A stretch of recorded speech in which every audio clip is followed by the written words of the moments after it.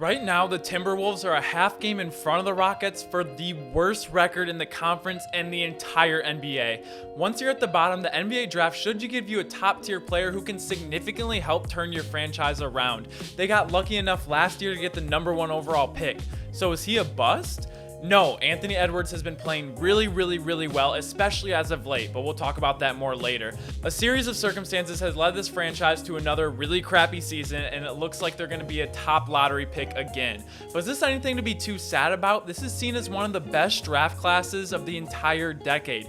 In today's video, I'm here to argue that Timberwolves can turn their franchise around from being arguably the worst team in basketball to making a huge playoff push in just a few years, in a team that very much so resembles the baby Thunder. Between Anthony Edwards, D'Angelo Russell, and Karl Anthony Towns, and a top 5 pick in this year's draft, and Cat being the oldest at 25, I see a resemblance of a young Thunder team that wasn't able to stick together until their primes like the Warriors did with Steph, Curry, and Draymond. First, we need to cover why they've been so bad. Well, firstly, they're one of the youngest teams in the entire NBA. The average age of a player on their team is under 24. They have a perennial all-star in Karl Anthony Towns and former all-star in D'Angelo Russell. They both had some sort of injury that has sidelined them this year. Cat has missed 22 games and D'Lo has missed 30 games already. And their roster outside of these three isn't too much to brag about. Malik Beasley's been having a great year for them, but they also have a lot of young talent with a ton of potential, like Naz Reid, Jaden McDaniels, Josh Okogie, and Jarrett Culver. Not superstars, but insanely young with a lot of potential. And with all the injuries the Stars have been having, they've been getting a lot more minutes than they would get on any other team. This really improves their trade value and is good for making a deep bench, and is always good that a contending team would want. Covering the 4 players to why this team reminds me of the baby Thunder of the early 2010s. First is the best player on this team, Karl Anthony Towns. Having one of the hardest years off the court you could probably ever have between the injuries and the loss of family members, he has really been going through it. But it doesn't seem to affect him at all when he's on the court, because even though his team doesn't get the recognition, he is still one of the best centers in the game. He's a consistent 25, 11, and 5 guy. He is a very underrated passer and super consistent with the numbers when he plays. He has the potential to boom for 30 or 40, but he will never give you a game where he gets shut out. 87% from the free throw line, 40% from deep, and 50% from the field. He is the rock of this team and the most important and dependable part of their future. He is the furthest thing from a wild card and deserves to be on a championship team right now, but I hope Minnesota can be that team for him in the future.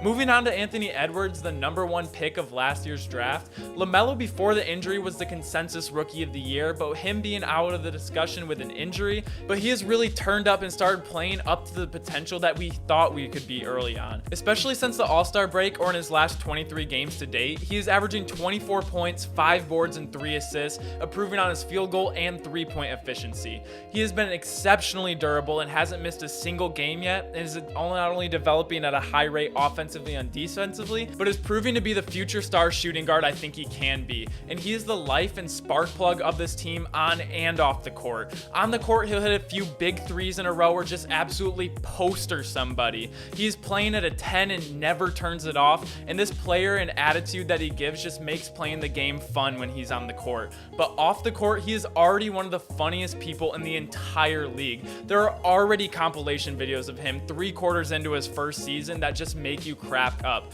He keeps it completely honest with you, and he's super confident. He just looks like a super fun guy to be around. This can't be overlooked because, especially in a small market like Minnesota, if he can turn into the player I think he can, he is definitely a guy that free agents would want to play with. Sky's the limit with this kid. He will continue to be a huge part of this turnaround. And next we have D'Lo. He is the shot creating and distributor that the Timberwolves knew they were getting. He's been very consistent with them and continue to be a fringe all-star or all-star player if he keeps up playing like this, which isn't bad at all because he's only 24 years old and he has some of his best years in front of him. I could absolutely see him making another leap in his game, especially in his facilitating and his mid-range game.